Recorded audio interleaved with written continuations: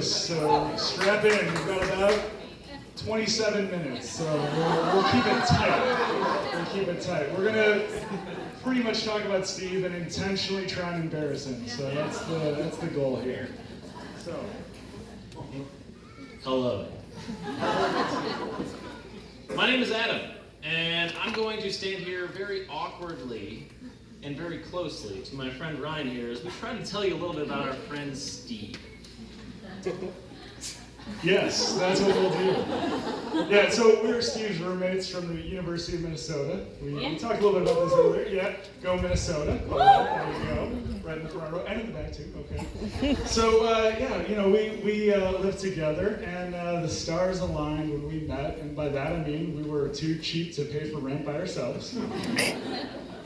And this is where we're going to pause and say, hey, thanks to everyone for coming. But that was already covered in previous speeches. So what I would like to do is just have everyone who's from out of state closely grab their drink. And let's just do a hoorah. Because we all made it out here. How about on the count of three? 1, 2, 3. Hoorah! We made it. It's a little pre-toast drinking for you. That's right. There's multiple of those. So all right. Yeah. So, Kim, you look stunning tonight. Yes,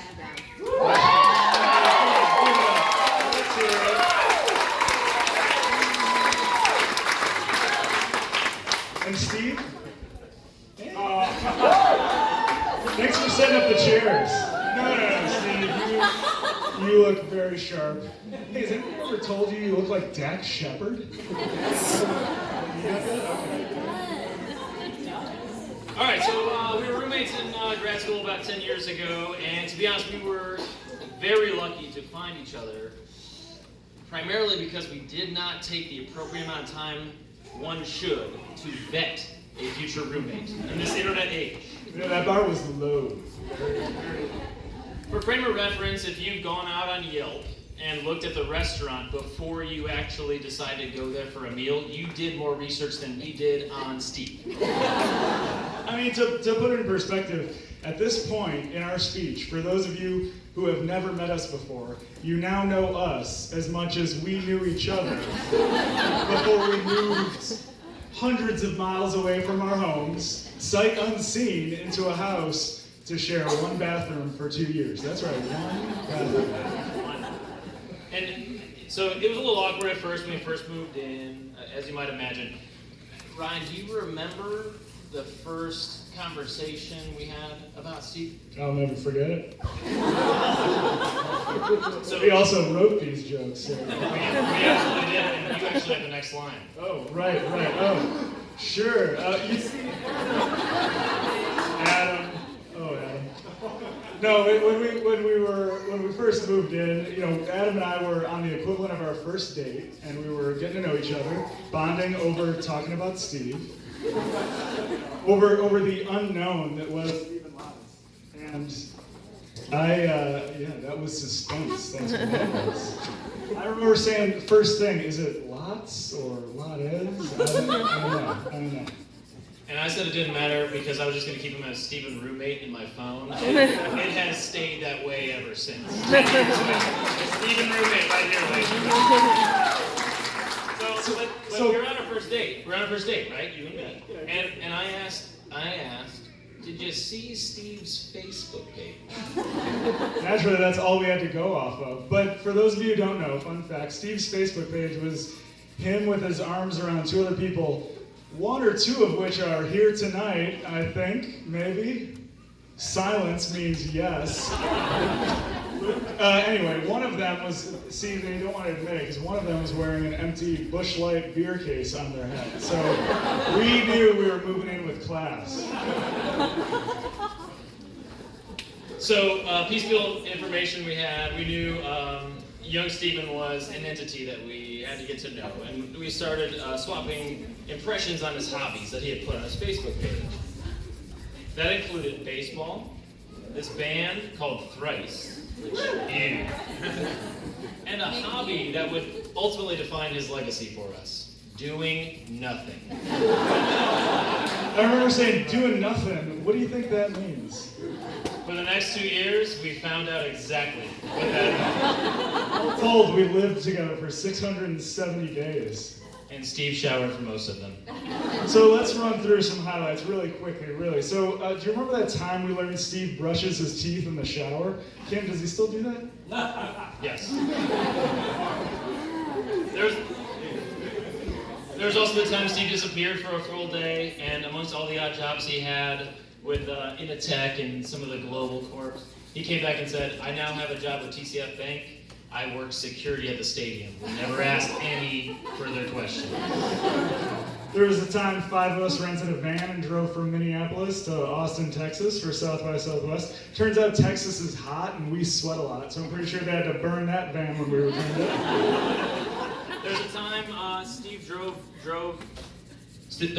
drove us through Burger King drive-thru and bought 10 Junior Whoppers, and then gave one back to the teller at the window because he's just a nice guy. There was a great stock market volatility of 2011. Countless occasions we walked into his room and found him lying motionless on the bed, lights off, and listening to baseball on the radio. By the time Steve taught me the pure joy of that first spoonful of peanut butter directly out of the jar. Let's not forget the hatchback that was mentioned during the ceremony. I think that was the key to your love. Carried many a grocery bag, and also drove us out to the suburbs to pick up a foosball table for a very sad man who was so reluctant to let that go. There was the great living room fire of 2012. Don't worry, we started it ourselves. Intentionally. And last but not least, there was a time that Steve got into juicing really hard for about 3 days, bought a bunch of equipment, and then got hungry and gave it all up. So over the period of the time we lived with him, obviously we came to know Steve in those 2 years, and you learn little things about him. I think people that actually have known him for a while know that one of the things, Steve, is one of your biggest tells, is that when he truly loves you, every now and again he'll give you the silent treatment for no reason whatsoever. And you really know Steve's having fun when you're out with him, when he just abruptly disappears from you. But through it all, I think Steve, Ryan, and I grew together very closely and ultimately became brothers. And we've gotten to know the kind of person that Steve is as a result. Ironically enough, for the guy who we learned as somebody who does nothing or loves doing nothing, he's actually a pretty passionate guy. When he gets into things, he gets into them very hard. And if you disagree with this, just ask him about juicing, a drum box that you sit on called a cajon. Am I saying that right? Yeah? All right. And World War II fighter jet video games. Luke can attest to that, I'm sure. So Steve is an amazing friend. He's a passionate guy. And luck has it that during his second year of grad school, he met a passionate girl starting her first year of grad school. And you know what they say, nothing sparks romance like human resources. So you guys all heard the story of how, the 3 of us were in our graduate program in the student organization. We kind of orchestrated them being together. This brain trust of the president, the international chair, and as Steve was known then, the web chair. We still know him to this day. So we orchestrated him and Kim being mentor and mentee, and we knew that we just didn't want to see Steve flub his way through getting to know Kim on his own, so we had to make that happen. So you're welcome, is what we're really saying. So, hey, we helped them match up. Sparks flew. Obviously, they're both very passionate people. I think they found their equivalent match, and we're all very thankful for it.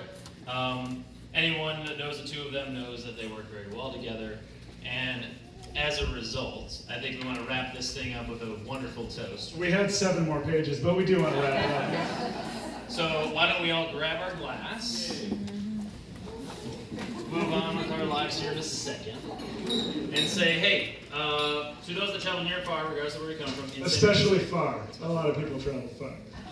Enjoy the beautiful vineyard. Enjoy the beautiful day that we got. Weather couldn't have been better. And let's celebrate this beautiful couple and their future together and wish them nothing but the best of luck. Congratulations. Cheers.